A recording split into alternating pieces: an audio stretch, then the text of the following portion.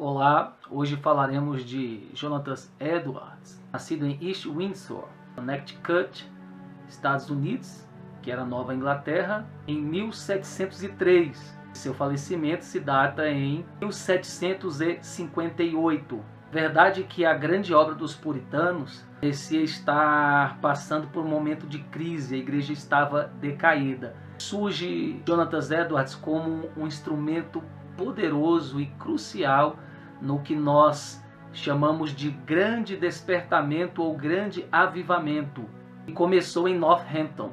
Ele era considerado o maior erudito intelectual desde os tempos de Paulo ou de Agostinho. Não só ele, mas também a sua esposa, Sarah Pierpont, ao qual ele casou com 24 anos. Os dois estudavam muito e oravam muito. Ainda criança, ele já conhecia o hebraico, o grego bíblico e fez algumas obras, até livros. Isso na adolescência.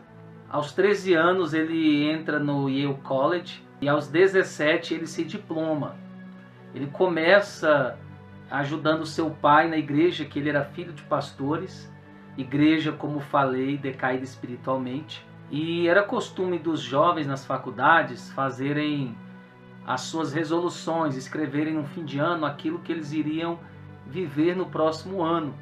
E dentre as suas resoluções, Jonathan Edwards escreveu que dedicaria toda a sua vida para a glória do Senhor.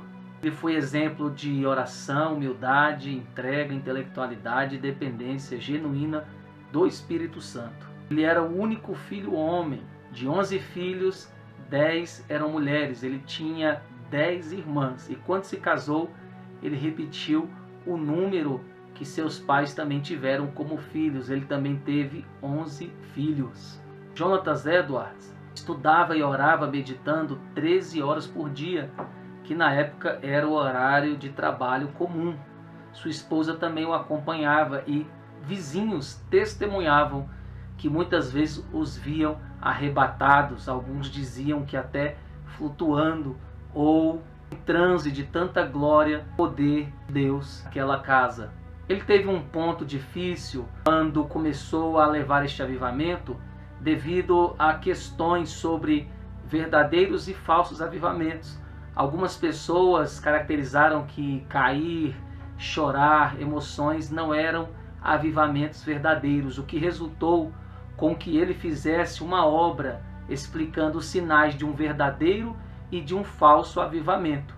E ele mesmo cita passagens bíblicas para defender a sua tese sobre o avivamento, falando que homens clamaram a Deus em grandes lágrimas, como Davi.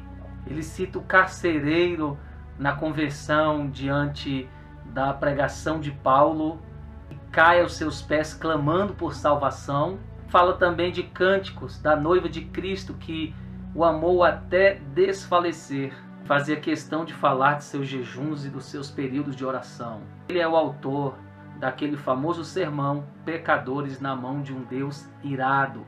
Sermão que fez com que pessoas que viviam uma fé morna, conformista e formalista, sua crença, caíssem no chão, alguns agarrando-se nos bancos, tendo a sensação de que estavam sendo levados para o inferno. Ele tinha mais ou menos 2 metros de altura, rosto afeminado, e depois de jejuar 2 dias, ele prega esse sermão apoiado no púlpito, quase sem forças para ficar de pé, usando o texto de Deuteronômio 32:35, ao tempo que resvalar o seu pé. Aplicando esta mensagem aos ouvintes, dizia que nada evitaria que eles caíssem dentro do inferno. E Deus estava com raiva de muitos aqueles ouvintes. E aqui vai um trecho deste sermão.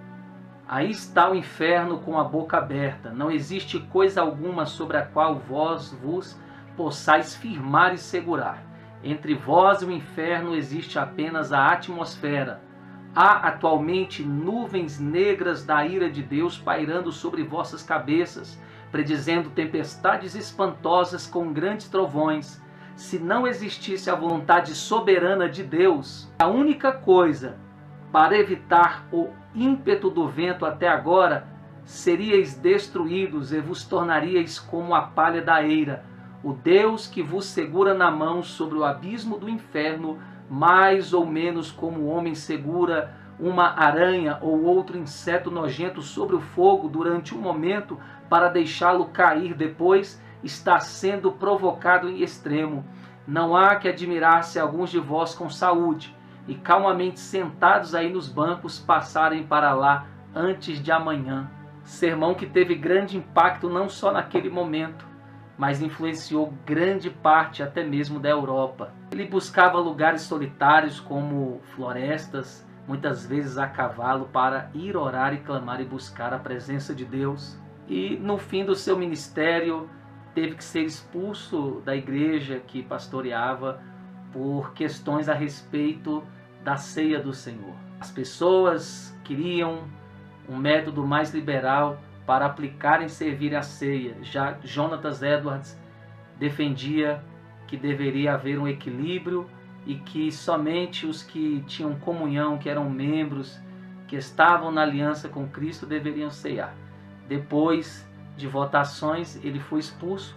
Ainda que teve convites para pregar em outras igrejas, ele preferiu dedicar sua vida às missões a partir daquele momento. Um homem de sermões monótonos, que defendia o arrependimento, o novo nascimento, falava do amor de Deus, ainda que muitos achavam que não, levou o avivamento que influenciou toda a Nova Inglaterra. Cerca de 30 a 50 mil almas foram salvas por intermédio da vida deste homem.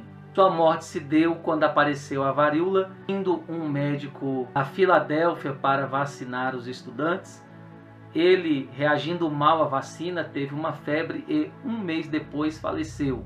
A vida de Jonathan Edwards nos mostra que Deus deseja que busquemos, estudemos e usemos o nosso intelecto, mas que esse intelecto seja pautado na direção e no domínio e na sensibilidade do Espírito Santo. E assim entreguemos os nossos dons sem interesse próprio, mas somente visando servir o reino de Deus.